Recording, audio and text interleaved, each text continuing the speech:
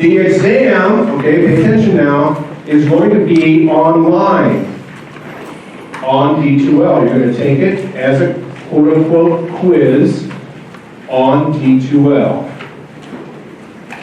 Right? Again, we're saving many trees by doing this. We're keeping green. You will have 75 minutes to complete the exam. You can take it anywhere you want. Obviously, it means that it'll be open book, open notes type of exam.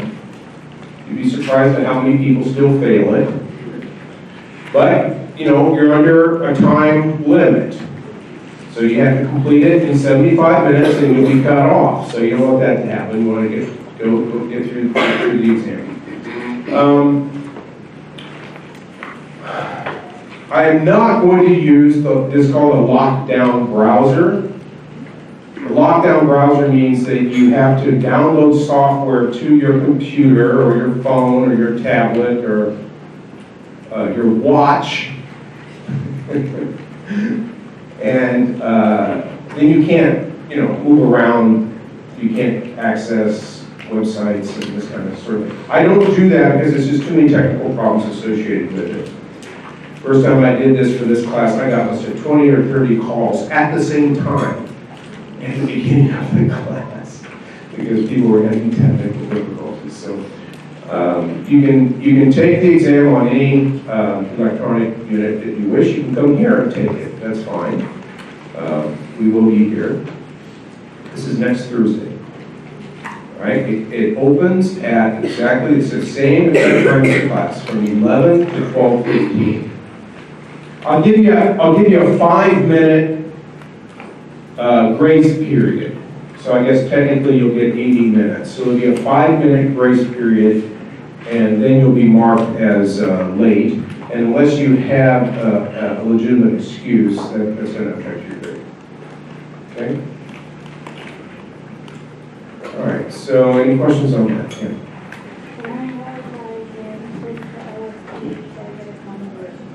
You'd rather have the hard copy? You'd rather use the hard copy and work with that? That's fine. What do you do? So, what about you, Patrick? How do you look at it? I can get on they can help me get on the computer and can read it to me. I'll fill you the. Okay, all right. Yeah, Gotcha. All right, you have a pencil or pen? Can I borrow it? All right, let's see what else. Any other new business, old business? Anybody have any questions from last time? We had a few folks having trouble with the D2L site and sent me their workshops by attachment. It's extremely important, obviously, that you get to get this website operating and make it functional for you.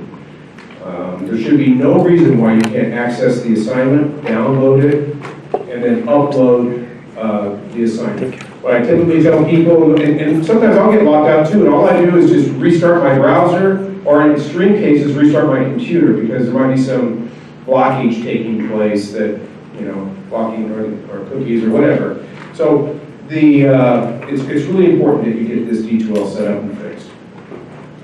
Okay? All right, so today we're going to talk about punctuation. Punctuation, yes, sir. What happens if we get locked out of D2L when we're taking meetings? That should not happen. You should not, there's no way that should happen. If it happens, it's a fluke. Once you're into D2L, there's no reason why you get logged out. Unless there's some kind of electrical surge and you're plugged in. I don't know. Things happen that are unpredictable, but you should have no problem. You just have to make sure that you submit at the end. Okay? You just got to go through the questions and submit at the end. It's an objective test. So, it shouldn't take you that long to get through it. All right, any other questions? Yeah. I just said I wasn't here on Tuesday, appointment with the veteran affairs. Pardon me, I'm sorry. I had an appointment with VA Medical Center. I sent you the. Yeah, okay. Is there a way for me to still do that? Still do I know I can use the letter. Sure, just come on back to class. If you have a legitimate excuse, no problem. Yeah. You can still get it in today. Anybody else have, I mean, how many of you got it submitted, no problem? Downloaded, submitted, everything's good, that's good. Everybody? Most everybody? Okay, good. You know, like I said before, don't miss out on these workshops. They're 5% of your grade each, it adds up. You know, you miss 2, you're already, you lost the A. Probably no possible way you can still get an A in class. You missed 2 workshops. So, make sure that you do it and get it in on time. If you have a legitimate excuse for not getting it in by now, by the beginning of class, which is what I said last time, then I need to talk to you after class. Okay? All right. So let's talk about punctuation. What is punctuation? Anybody want? Yeah. Writing tools? Writing tools. You're making a guess, or you? All right. Based on the reading. You're right, it's writing tools, it's grammar, right? I mean, there's something to be said about it's a writing tool, it's procedures, it's protocol in writing, and so on and so forth. But according to the book, in terms of communication, and intercultural communication particularly, what is punctuation?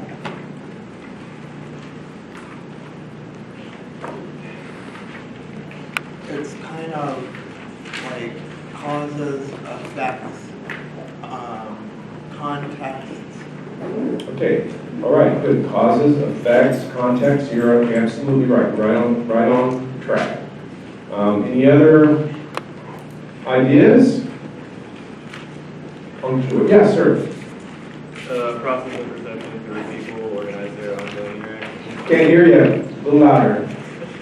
Hold the book up so that your voice projects into the room. A process of perception through which people organize their ongoing interactions into recognizable openings, closings, pauses, and effects. Okay, great. Can you give me an example of punctuation and interaction? Yes, go ahead. Exclamation points. Or exclamation marks. Okay, so give it to me verbally. Like, instead of saying hey, like would appear to be hey, or like if you had exclamation marks, hey. Right, hey, right. Hey, what's up? Somebody stole my book! No. Somebody accidentally picked up my book last time when they left class, and so just check and make sure you get it back. 2 very different punctuations, right? 2 very, very different punctuations. So it does have to do with tone. Tone is big. Okay. Tone is huge. Or I can say, hey, I lost my book. If anybody finds it, let me know, will you? Could have framed it that way. So there's a framing process that's taking place. So rather than setting up as someone stole my book, which is, has punitive dimensions to it, it's framed in that way, I say, hey, you know what? I lost my book. I don't know. I must have dropped it somewhere or something. Did anybody pick it up? If you find it, could you get it back to me? Very different, right? Very different kind of frame. So that's punctuation. It's how you establish the frame in which communication takes place. In emphasis, I'll give you another example in Japanese, for example. In Japanese, Japanese are pretty calm people. They're not really verbally aggressive or, the exclamation in Japanese is a phoneme, okay? Instead of using tone, like we do, it's just this, yo, at the end of a sentence, as opposed to ka, which is a question. Somebody stole my book, yo. That's exclamation in Japanese.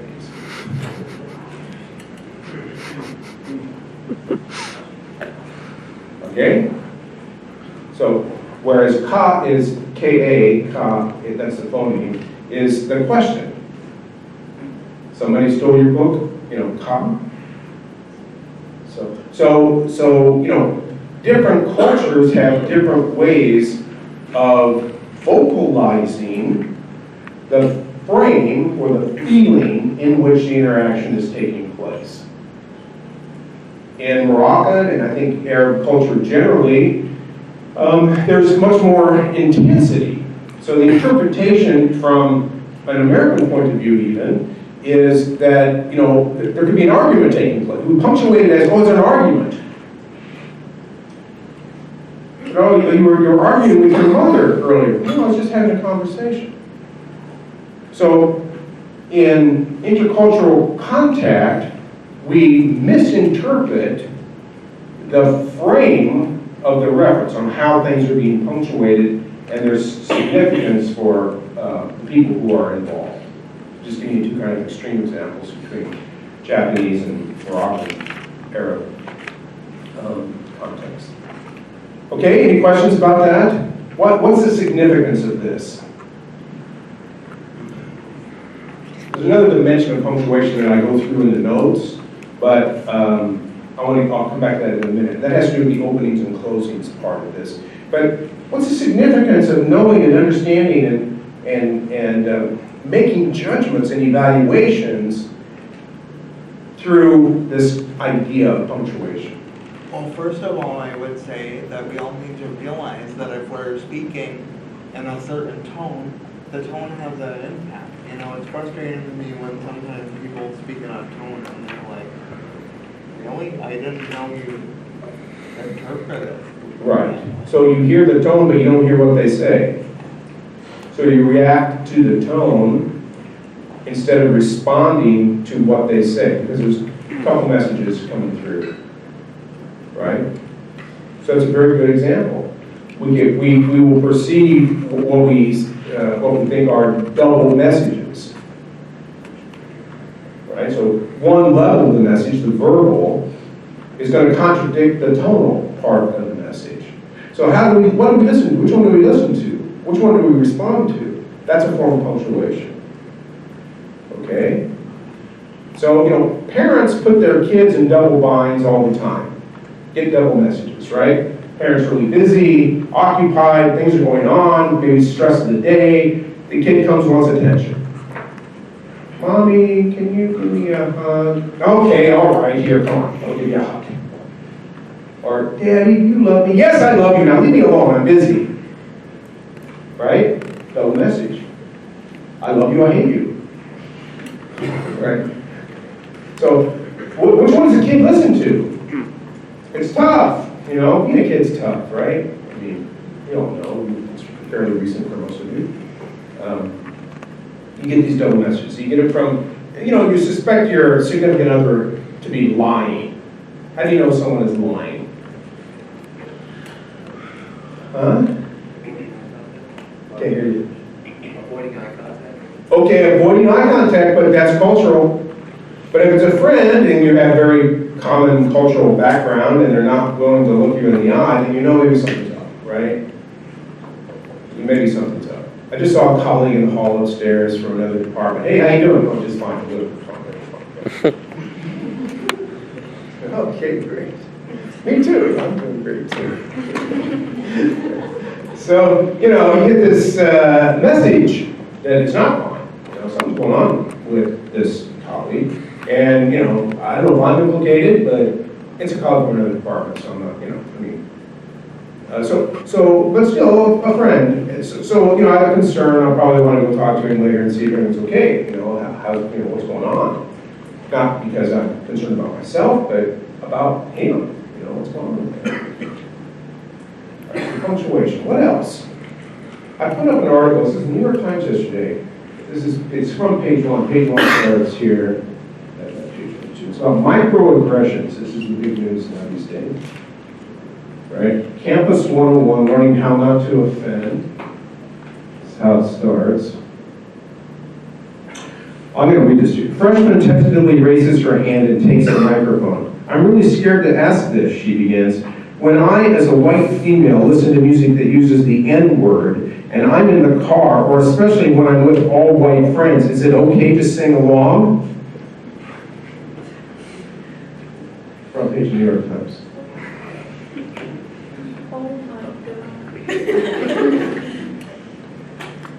Punctuation. What's it mean if you do? What's it mean if you don't? And the response is, The answer from Cherie Marlowe, the new Chief Diversity Officer at Clark University, is an unequivocal no. It's not okay to sing along. What do you think of that? What gives her the right to say whether or not it's okay? Because she's the Chief Diversity Officer. From like a cultural standpoint. Huh? Like more from a cultural standpoint though. Like, Well, look, certain words have certain charges to them, yeah. right? So we know this in terms of slander against people of other races and ethnicities, and we also know it in terms of obscenities, right? So my kids, I don't know, one of my favorite musicals is Rent. You all know the musical Rent? So I played the musical all the time, in the car when the kids were little.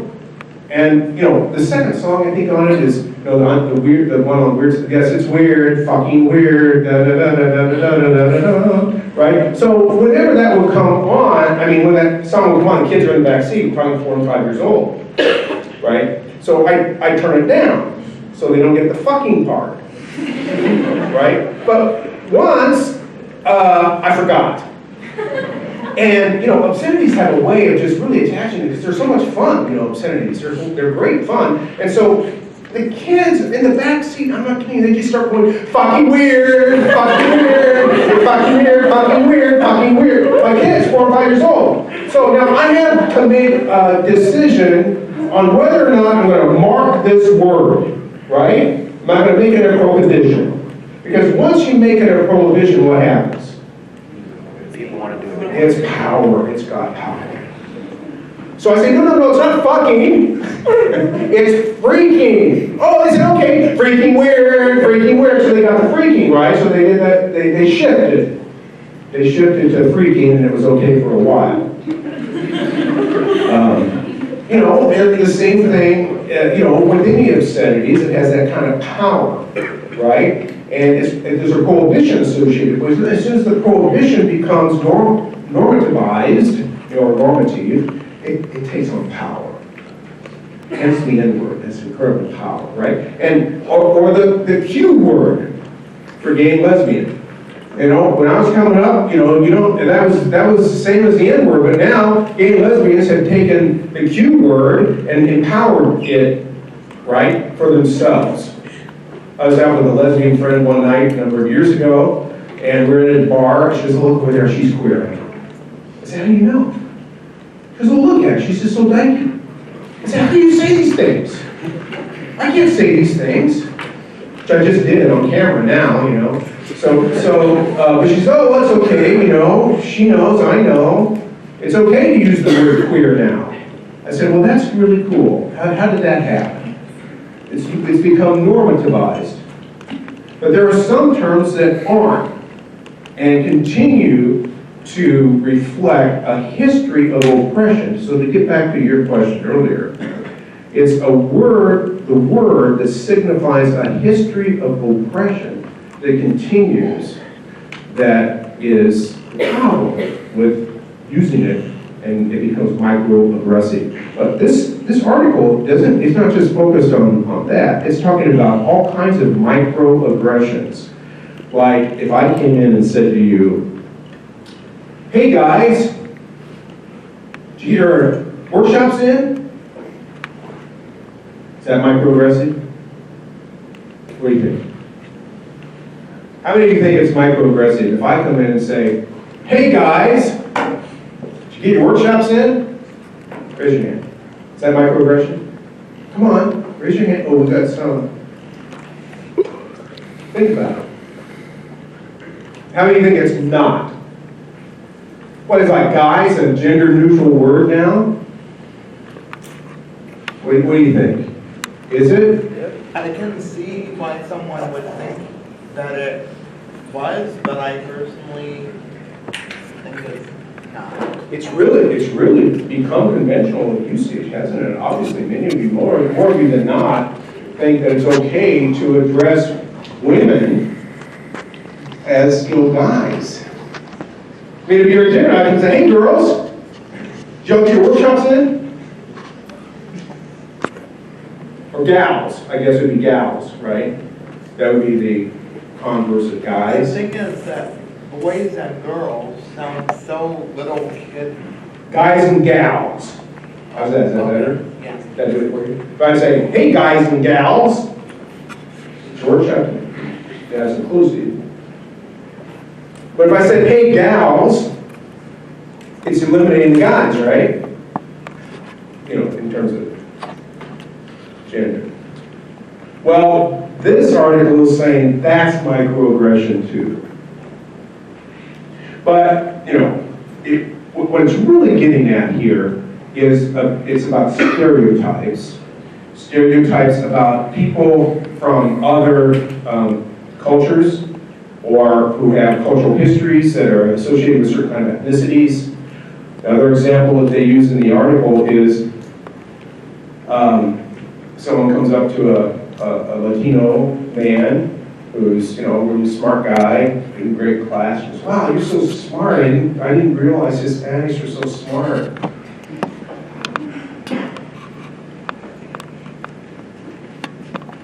Microaggression.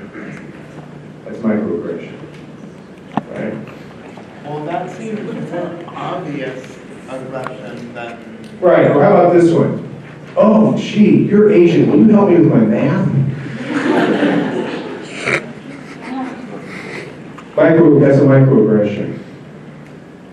You know, for instance, you agree? You know, we're getting there now. This is punctuation. This is about how you're framing the interaction with someone else. Yeah. I have a question. With this situation, we consider like microaggression as well. When I go out in public with my family, see, I'm not from here, I'm from New York, so people tend to keep to themselves more often.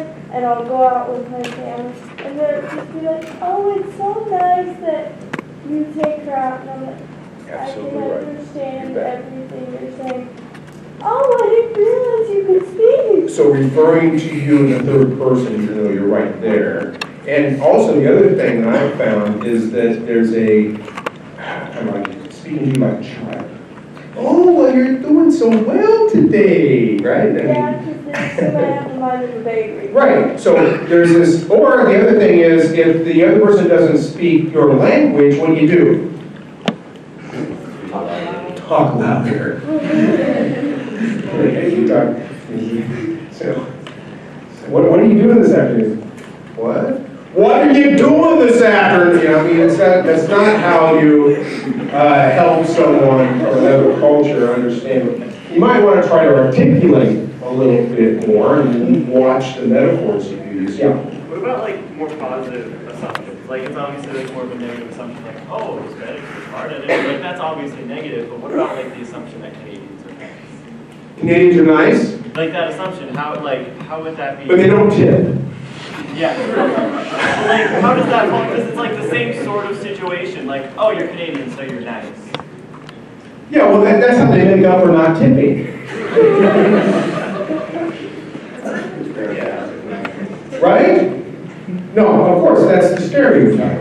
Canadians are nice, but they don't tip. But is I that mean, they okay? have Justin Bieber, so that breaks the stereotype. What? They have Justin Bieber, that breaks the stereotype. The Canadian Right, does. there you go. But like, does Yeah, no, that's a generalization, you know? Okay. You know, we're gonna talk about stereotypes. A stereotype is an overgeneralization where you go far beyond what is characteristic of the group, okay? Whereas a generalization is really grounded in some real experience that a lot of people have that's associated with the group. So a generalization is actually the result of inductive reasoning. This is a scientific method. You know, you want generalizations because it enables you to make predictions about, you know, the people. But the problem is that people go over the top. You know, they overgeneralize. So I don't know if it's a microaggression. It certainly, I mean, microaggression usually connotes something negative, some negative attribution that is associated with the person that you're talking to or referring to. So if it's not a negative attribution or does not indicate or index a history of oppression, that's not an aggression. Right? Does that make sense? Yeah. Yeah. So you're Irish, right? German. Oh, okay, well, you're wearing green. Oh.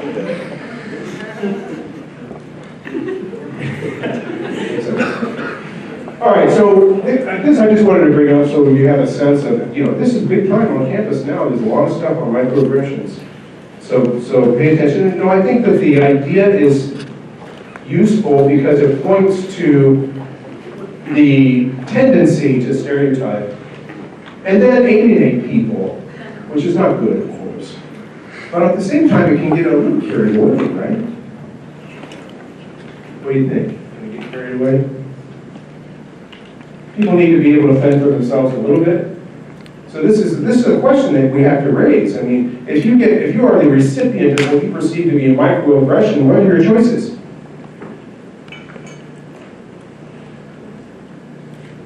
To say something back. Yes, that's right. You said that word. Yeah. You talk back. You talk back. You engage at that level. And what happens, you probably are going to change the person's attitudes, and a good chance that person's never going to do that again. You don't have to become aggressive yourself, but you can certainly point out the fact that you feel offended by what they assume to be the case about you, right? Some kind of repunctuating. Okay, so any more comments or questions about that? All right, we're moving into chapter 2 now.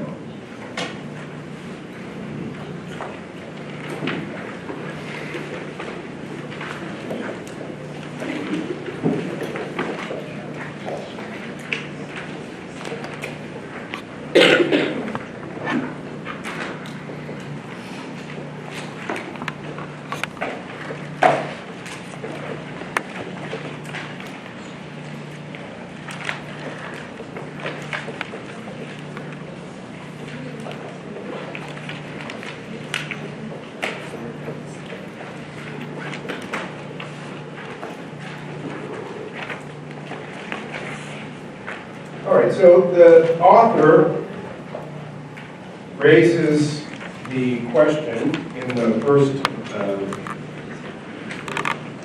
second chapter about how do we know? How do we know? How do we gain knowledge through intercultural relations, through intercultural contact and communication? How do we know? How do we gain knowledge about other cultures? And about ourselves in relation to other cultures, other people who are from other cultural backgrounds. And again, kind of the assumption here with regard to culture is that it's kind of like a national culture reference. So we'll use that as a basis for our discussion. All right, so what's an example of objective knowledge on a culture? Can somebody give me some examples of objective knowledge? Yeah. What's something you can prove right or wrong? Okay, something you prove right or wrong or true or false, right? So it can be demonstrated. All right, so that's a good kind of abstract definition. What about some examples? Yeah. Statistics. Can you put it into a sentence? Yeah. Like the general demographics, say like of Japan or something, would be mostly Japanese people. Okay, good. So demographics of Japanese people, the aging of the Japanese population. Okay, for example. So we have an aging issue in Japan. A lot of folks are getting older. Younger people aren't coming.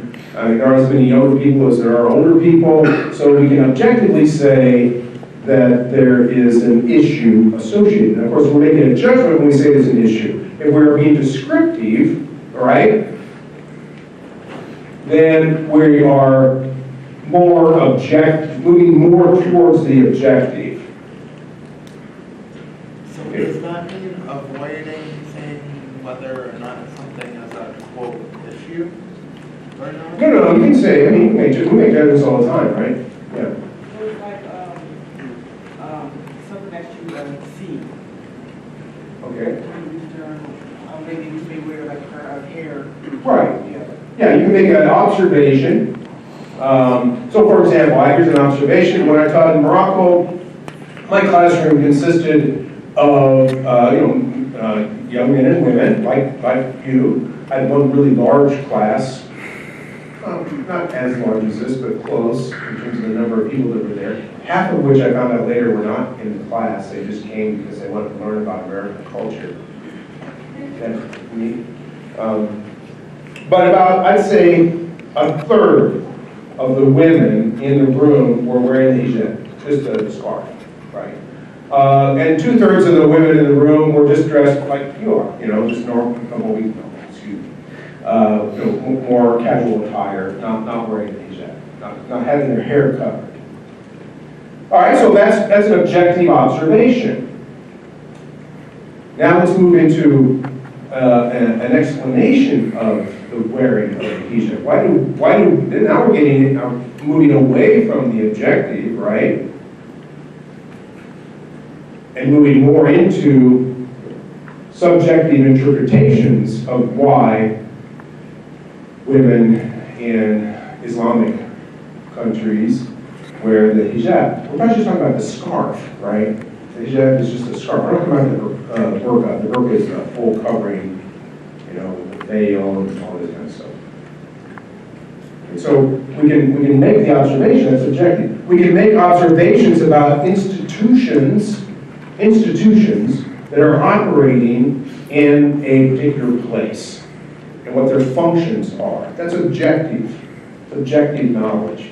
We can make observations and provide descriptions of different kinds of government, right? A democratic government or a parliament, how that functions, an authoritarian government, and some political theorists have created a kind of new category called semi-authoritarian, or another reference is liberal autocracy.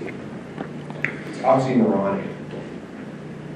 All right, so when you create these kinds of categories, and then you provide examples of those categories, what it entails, it's a social scientific approach to defining a particular world. Right? So that's an attempt to be objective, having objective knowledge. Okay, what else? What else about cultures? You go to another culture, you read up about it, right? You get the guide, the tour guide book, or the whatever, a textbook or any kind of book, that rough guide to wherever, and it's going to provide you with descriptions and explanations about the culture and what to expect in terms of their customs, their manners, their food, their forms of address, the language, and so on. Is this objective? Is this objective knowledge? I think so. Anybody else? What do you think?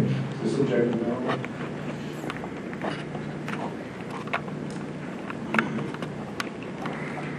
We have some international students in the room. Did you read up on America and before you came, and it's been verified? That objective knowledge that you have? Yeah. Yes, it's very subjective because it's more like experiences. Okay, right. So the experiences you have once you get here are going to be different than what you read about, right?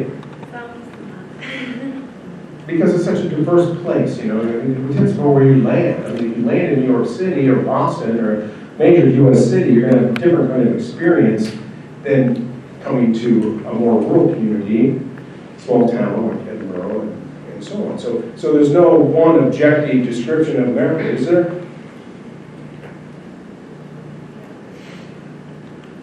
There's a Japanese guy who was technically one of my bosses when I lived there. He was a bucho. Bucho is, so this is objective knowledge I'm giving you right now. In Japanese, or in Japan, there are ranks, right? In a corporation. Plebeian, plebeian, but just the regular salesperson who goes out and takes care of folks. And then there's their boss, the immediate boss is a kacho, that's a section boss. Then there's a bucho who has control over many kachos. This is similar to hierarchies in corporations here. And then there's the senbu, who's the president. Objective knowledge, right? So the bucho, the Tsuan bucho, had very good English. But you know how he learned his English? By watching old mafia crime dramas in English at American television. So he talked like a Chicago gangster in English, you know? And, hey, so you know what you're gonna do? You know, he goes at me, you know, we're gonna go out today, you know? And so he's trying to imitate because he thinks that's normative. That style of speech is normal. This is objective that he's speaking like an American. He was always like that, and he spoke to me as if he were, you know, a Chicago gangster. He had the same accent and everything. So, you know, that's a subjective type of inculcation. I know it's a kind of a technical word, but how you inculcate, how you embody, take on, become part of another culture or another language is very subjective. It's a very subjective process. And you can have experiences within the culture that are different than anybody else. Right? There's going to be some things that are similar, okay? There's certainly going to be some things that are similar that you can share with others who are adapting to that cultural world. Of course, and the more that you share those commonalities, you're moving into what we call intersubjective knowledge. Okay, intersubjective knowledge. It's what is shared among a group of people who are commonly adapting to another culture. So we have a group of international students at this university. There's different activities that help you get oriented, and perhaps you develop friendships with many other cultural, there's no activities? There were like international orientations, but we got like a campus tour. Campus tour picnic, and then you're on your own, right? How was the food? Okay. Typical American food, right? Yeah, well, it's more complex than that, don't worry. Well, let's just say, hypothetically, I guess, that you share your experiences as an international student at Edinburgh, and we're going to see a documentary film of international students who have adapted to Boston University, and they share a number of different experiences, right, of the struggles that they've had in the adaptation process and their perceptions of Americans. Okay, that's intersubjective knowledge. Now, some people might argue that it rises to objective knowledge, but it doesn't, because you can't generalize it across all cases. It's going to vary depending upon the context in which people are adapting. They have different experiences. Okay, so subjective knowledge is useful. It's very useful. You don't discount it. Some people tend to say, well, the objective is good and subjective is bad. So what we have to strive for is objective knowledge. Not true in intercultural relations and intercultural interaction. You have to trust your own experience and your own response and learn from that. And share with others who can potentially help you try to understand that experience that you just had. It is unique to you. Nobody's going to have the same exact experience that you do in that adaptation process. It's going to be unique to you, but there's going to be some potentially social or cultural reasons or normative practices that are hidden, you don't know about. that can help you frame that interaction or that experience that you just had. Does that make sense?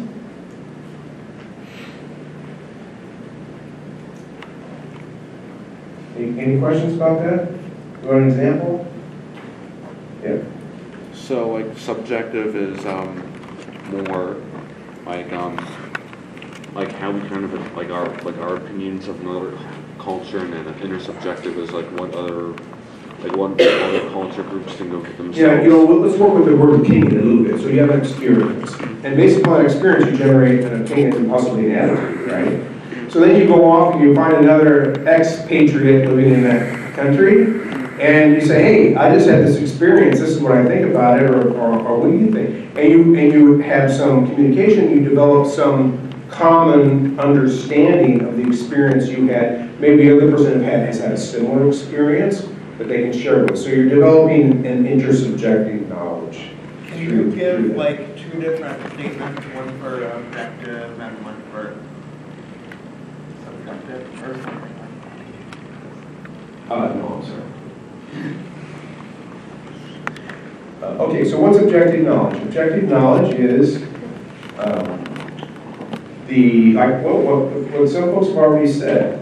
What is known as factual that exists in a social world or a cultural world. It has a kind of brute force associated with it. You can't change it. Okay? It's a hard reality, let's say. There's a brute force associated with it. So police in Morocco, or security people in Morocco, for example. I took some pictures of them a couple years ago when I was on the streets in Rabat, and I nearly got arrested. That's a brute force. You don't take photographs of security guys, outside their building. It's a brute force. They exist, that security force exists, and it exists not just as a passive institute, like a wall, but it has the force of a wall. You have to answer to them.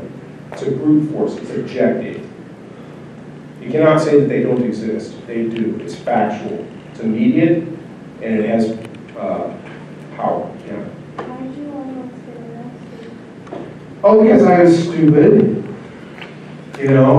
I was doing doing some research on police in Morocco. There's lots of different kinds of police. So one of the things that I was doing is putting together images of different police that I could use myself for my work rather than trying to download them from the internet and running into problems that way. So I had lots of pictures of police in the streets, different kinds of police, traffic police, security police, thugs in vans who chase after demonstrators, military police. I had all kinds of pictures of police in my camera. This is like 4 or 5 years ago, and I was using a camera. A little dumb in that respect too. And I was right out across from the National Security Building, and I was across the street, and I zoomed in and got some pictures of these national security guys standing in an umbrella right on the corner of their building. One of them saw me and said, "Aji." What do you do? This means, "Come here." This is how they do it. Look right at me. "Aji." Okay. So, at that point, I had to make a determination on who I was, right? And I decided that I was a dumb American tourist. Hi, how you doing? Shaking their hands. What's the matter? Ajit, give me the camera. And then they started looking at all my pictures of police. And they call their supervisor. Right? And he comes down. Hey, you ever look into a guy who you knows tortured people? You ever do that? You ever have that opportunity? Maybe some of you have, or killed someone, or this man's face was impassive. He looked at me and I said, "Interdiction," which means I'm arresting you. I said, I just, said, "Well, why?" just taking pictures. Fortunately, I had other photos in the camera other than police, and he went through them and so on. And I just kept playing dumb, and I'm just a tourist, it's a Sunday morning. And he said, they wiped out all the photos, they missed one. I still got one. They missed one. Of them. They missed one of them. Wiped out all the photos, gave me back the camera and said, okay, basically get out of here. So that was, when I talked to my friend later about this situation, he said, that's amazing. He said, if you were French, you'd have been arrested. He said, they just treat Americans so well here. They give Americans breaks that they don't give Europeans, especially French or Spanish in the north, right? Who had, the folks who come to Morocco mostly. So that, for my friend, that's intersubjective. Now, everybody knows, he says, that, if you're an American, you're going to get a break. If you're lucky, you didn't get arrested. And, put on a plane. You're out of the country. So I got a break. So that was, my little experience in the street photographing the police. Now, they still, a lot of Moroccans do that, especially during demonstrations, but they're much smarter than me. They're doing it with cell phones, they're doing it discreetly, so there's still a lot of photographing and filming going on. Is it illegal to take photos of police over there? Yeah, you don't want to do it. I don't do it. I don't do it. Yeah, they'll smash your camera if they see you. If you're in Moroccan and you're taking pictures or photographing or filming, and they see you, they'll come, they'll take the camera, they'll smash it. They might smash you a couple times too. In a demonstration kind of situation. But it's protocol. You don't do it. You don't cross the line. Typically, as an American, a tourist, or anyone, even I knew I was trying to conceal it. I wasn't stupid just standing out in the thing, but it was more for my own research, and it wasn't a matter of trying to expose anything. I was just wanting to get my own photographs of different types of police in Morocco because this is part of my interest in my research. But this is something that you don't want to do, typically, right? I wouldn't have done it otherwise. What's the purpose of it? It doesn't make any sense.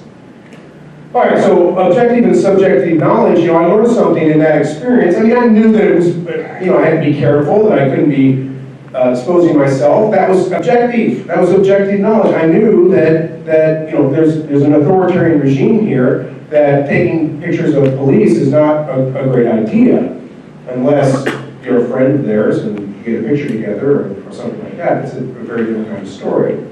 But my subjective experience was one that taught me a lesson that, I won't do that again. I'm going to do that again. But my understanding of what happened came about only through my communication with my colleague and friend there, who provided me with some insights about, my identity and how that played a part in their ultimate response. All right, so we hit all three of them: objective, subjective, and intersubjective. You got it? Yeah. Does that make sense? Artifacts from different cultures also have an objective character to them. Artifacts that are particular to that world, to that place. We see this stuff in museums. Right? So artifacts have objective character to them. Yeah. Wouldn't how you interpret the artifacts be subjective knowledge? How you interpret it, it depends. It depends. Because there are scientific means by which you can date it. Okay? You can place it, you can date it. You can specify its use or its symbolism that was associated. So this is archaeological science that strives for objective knowledge. Now, sometimes you may think you have objective knowledge and something else pops up and archaeologically, and you find out, oh, wow, that changes my view of this. So this new thing, artifact, appears that changes your view of this or the way it's marked historically and so on. Oh, okay. So So, that's but if I interpret it as evil, right, subjective. I'm going to destroy it. That's subjective. Right, which is what Taliban have done to a lot of Buddhist archetypes, statues in Afghanistan and elsewhere. ISIS has done to many different archaeological sites and precious archaeological findings and places in Iraq, in Syria. It's a bit destroyed. Okay, so objective and subjective and intersubjective knowledge. Any other comments or questions about this? What about in terms of language? Language and communication. How does objective, subjective, and intersubjective knowledge function in language and communication?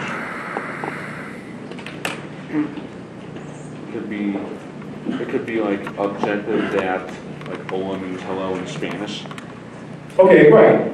So we can translate words, phrases, right, from one to another, and you can get confirmation from people, yeah, that's what that means. Right? So that's objective in language. Any other examples in language? How is language objective? Let's start there. How is language objective? Yeah. There are certain rules to it, and like words have a certain translation. and Right. So certain rules to the grammar. In Japanese, the verb comes at the end of the sentence. The verb comes at the end of the sentence. So there's a objective knowledge of how the verb is also gendered, right? And its use, its gendered use. So a lot of Romance languages is the same thing. Italian, Spanish, and also Arab language, many languages in the world are gendered in certain ways. So you can objectively look at and study how these words are gendered and learn how to speak them properly according to the rules of that speech community. That's objective knowledge. Right? Do you agree? How is language subjective? Yeah. Okay, so metaphor use in particular contexts have a kind of a subjective force to them, right? Their own meaning is gendered. When we talk about language, it's the next chapter, so we'll get into this in a little bit more detail.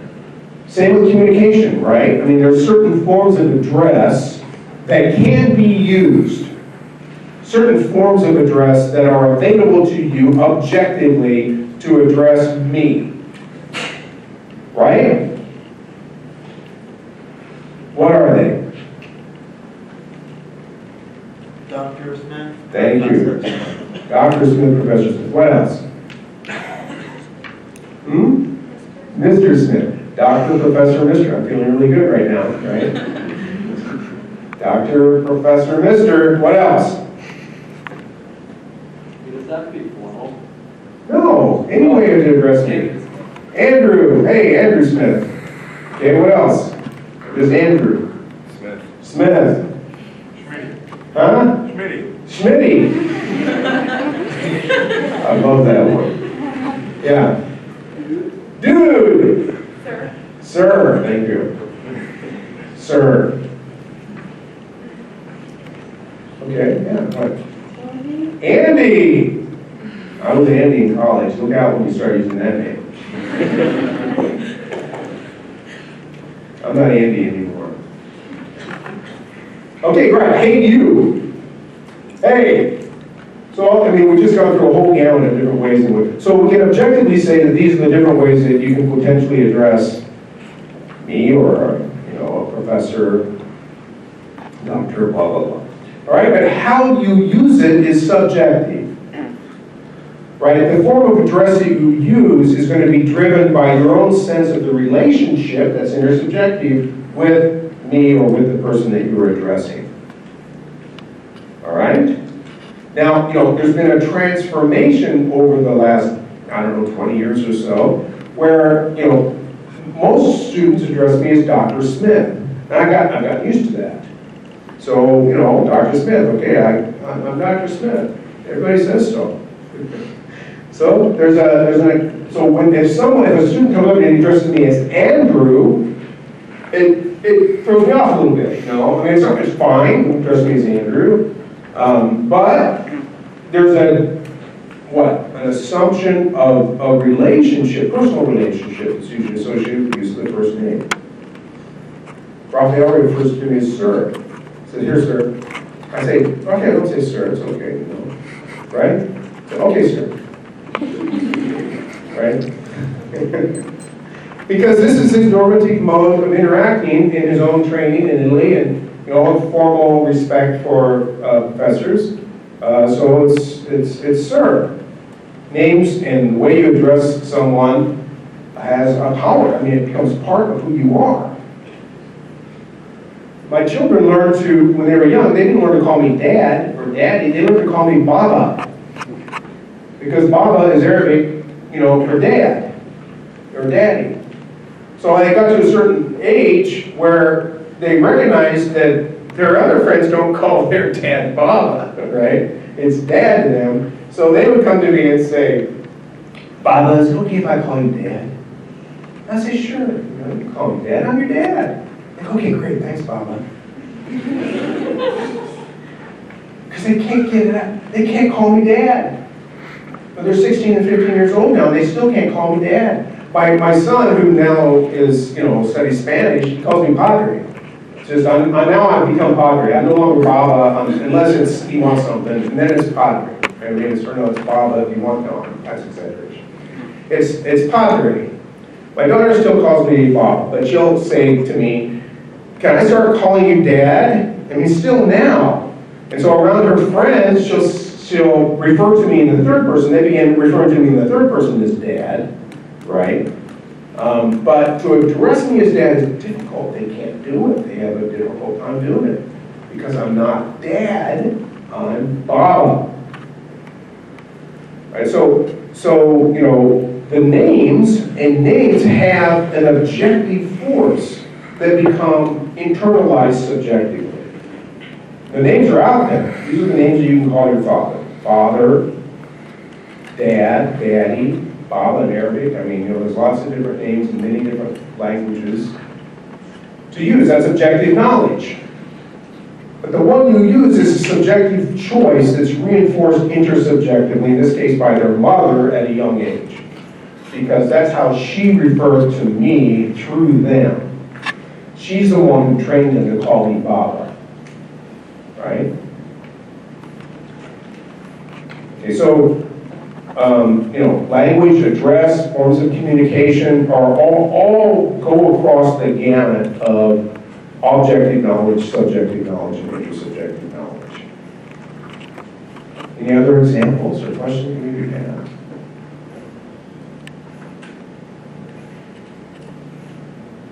What about greetings? Greetings. How do you greet? How do Americans greet? Wouldn't that be intersubjective Yeah. knowledge? How do you greet each other? I mean, it varies. There's ethnic differences in how people greet, right? I don't want to stereotype too much, but how do Americans greet? Okay, I'm going to demonstrate, right? Hey, how you doing? What's up? See you later. Okay, bye. And you're moving. You don't stop. Okay, to class. Right? Or just it's really quick, right? Hey. What's up? Something, you know, I mean, very quick, very informal kind of greeting, right? Is that how everybody in the world greets each other? No. No, I mean, you know, you stop, you face each other, you kiss each other, you bow to each other. I mean, there's a respect that's generated in greetings that is important in a lot of cultures. And if you don't do that, it's an affront. It's a sign of disrespect. It doesn't matter how much time it takes. Right? So, you know, again, we'll talk about this a little bit more when we get to the talking about nonverbal communication. But certainly, you know, if you're not accustomed to being kissed on both cheeks by another man, if you're a man, or a woman, if you're a woman, and you move to a Mediterranean culture, you better get used to it. Because you're going to get kissed a lot if they like you. And if you're not getting kissed, you're fucking up.